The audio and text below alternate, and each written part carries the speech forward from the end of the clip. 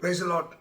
ஆண்டவராக இயேசு கிறிஸ்து நாமத்திலே உங்களை வாழ்த்துகிறேன். தேவனுடைய பிரசன்னமும் கிருபையும் உங்களோடு இருப்பதாக. அருமையானவர்களே, நீதிமொழிகள் 1ஆம் அதிகாரம் 33ஆம் வசனம், எனக்கு செவி கொடுக்கிறவன் எவனோ அவன் விக்கினமின்றி வாசம் பண்ணி ஆபத்துக்கு பயப்படாமல் அவன் அமைதியாக இருப்பான்.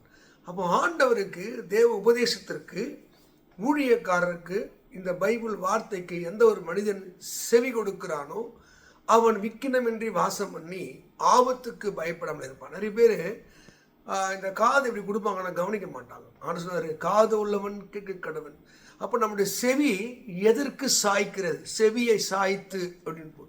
அப்போ ஆண்டவருடைய வார்த்தைக்கு எந்த மனிதன் செவியை சாய்க்கிறானோ அவன் ஆசீர்வாதமாக இருப்பான். பாருங்கள், நம்ம எதுக்கு சாய்க்கிறோம்? பைபிளில் பல விஷயங்கள் இருக்குது. பொய்யான உபதேசம், சாத்தான உபதேசம்னு 134. பொய்யான உபதேசத்திற்கு, கட்டுக்கதைகளுக்கு, நம்பகத்தன்மை இல்லாததுக்கெல்லாம் நம்ம செவி கொடுத்து நம்முடைய ஆசீர்வாதத்தை இழந்து போகிறோம்.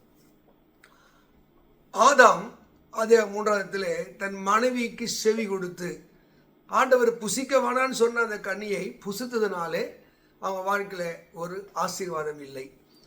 சாலமோன் தன்னுடைய மூப்பர்கள், முதியோருடைய சொல்லை கேளாமல், பெரியவருடைய ஆலோசனை கேளாமல், தம்முடைய வயது உள்ள நண்பர்களுடைய ஆலோசனை கேட்டு ராஜ்யத்தை இழந்தார்.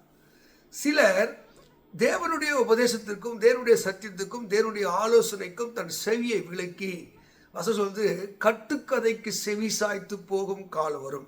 இன்றைக்கு கிறிஸ்தவ வட்டாரத்தில் கூட இந்த செழிப்பு உபதேசம், இது நினைச்சதெல்லாம், வேண்டுவதெல்லாம், அப்படியே நம்ம தொடுறதெல்லாம் கிடைச்சிருந்த உபதேசம் இருக்கிறபடிதான் தேவ சித்தன்ற ஒன்றை மறந்துடுறோம். ஏசாயா 53:10 சொல்லுது, கர்த்தருக்கு சித்தமானது அவர் கரத்தினாலே வாய்க்கும். ஆண்டவர் சிட்சிப்பார், சோதிப்பார், உணர்த்துவார், புரிய வைப்பார். இது கிருபையின் காலம். ஆண்டவர் நம்மை அடிப்பதில்லை, உதைப்பதில்லை, சிட்சிப்பதில்லைன்னு பல காரணம் சொல்லி கொண்டிருக்கிறோம். ஆனால் உபதேசம் என் வசனத்துக்கு நடுங்கிறவனே நோக்கி பார்க்கிறேன். நாம் எதற்கு செவி கொடுக்கிறோம்? கட்டுக்கதைகளுக்கா?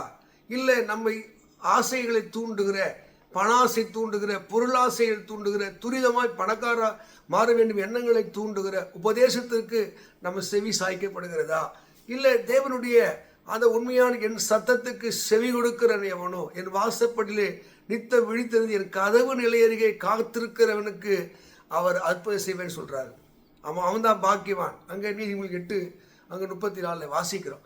அப்போ நம்முடைய வாழ்வில் ஏன் ஆசீர்வாதம் இல்லை என்றால் நாம் எதற்கு செவி கொடுக்கிறோம்? அருமையானவர்களே, கட்டுக்கதைக்கு செவியை சாய்த்து போகும் காலம் என்று 2 தீமோத்தேயுவிலே நாம் 4ஆம் அதிகாரத்திலே வாசிக்கிறோம். உங்கள் செவி கட்டுக்கதைக்கு சாய்ந்து போகிறதா? நல்ல உபதேசத்துக்கு, கடிந்து கொள்வதற்கு, மனம் திரும்புவதற்கு, நீதியை படிப்பதற்கு உங்கள் செவி சாய்ந்து போகிறதா? இன்றைக்கு சிந்திங்கள்.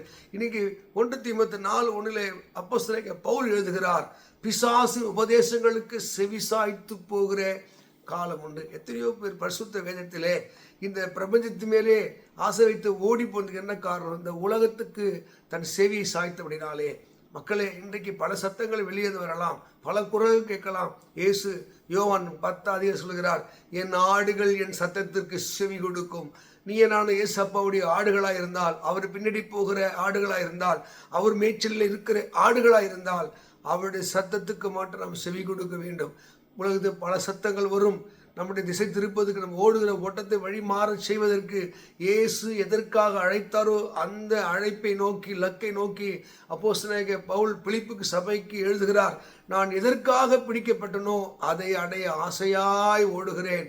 பல இடர்பாடுகள் நான் பிடித்தாயிற்று, எல்லாம் தெரிந்தவன் நினைக்கிறதில்ல. ஒன்று செய்கிறேன், பின்னானவைகளை மறந்து முன்னானை ஓடி கிறிஸ்து எதற்காக அழைத்தாரோ அந்த பந்தய பொருளுக்காக நான் ஓடிக்கொண்டிருக்கிறேன். பல சத்தங்கள் வரும், பல போராட்டங்கள் வரும். ஆனால் ஒரே சீராய் ஓடுகளாய் இருப்போம் என்றால் கிறிஸ்துவிடத்திலே நாம் பங்குள்ளாய் இருப்போம். அருமையானவர்களே, கர்த்தருடைய வசனத்துக்கு உபதேசித்து செவி கொடுங்கள். அதே தான் உபாகம் 28 1 வசனம், கர்த்தருடைய வசனத்துக்கு உண்மையாய் செவி கொடுப்பாயானால் இப்போது சொல்லப்படுகிற ஆசீர்வாதங்கள் எல்லாம் பலிக்கும். பட்டணத்திலும் வெளியிலும் ஆசிரியப்பட்ட கர்ப்ப கணிகள் ஆசிரியப்பட்டிருப்பார்கள். ஒரு வழியாய் வருகிற சத்துரு இயேசுவை நாம் 7 வழியாய் ஓடி போவார்கள். தேவ சத்தத்துக்கு செவி கொடுத்து அவருடைய ஆசீர்வாதத்தை பெற்றுக்கொள்வோம். கர்த்தர் இந்த வார்த்தையின்படியே உங்களை ஆசீர்வதிப்பாராக. ஆமென். God bless you.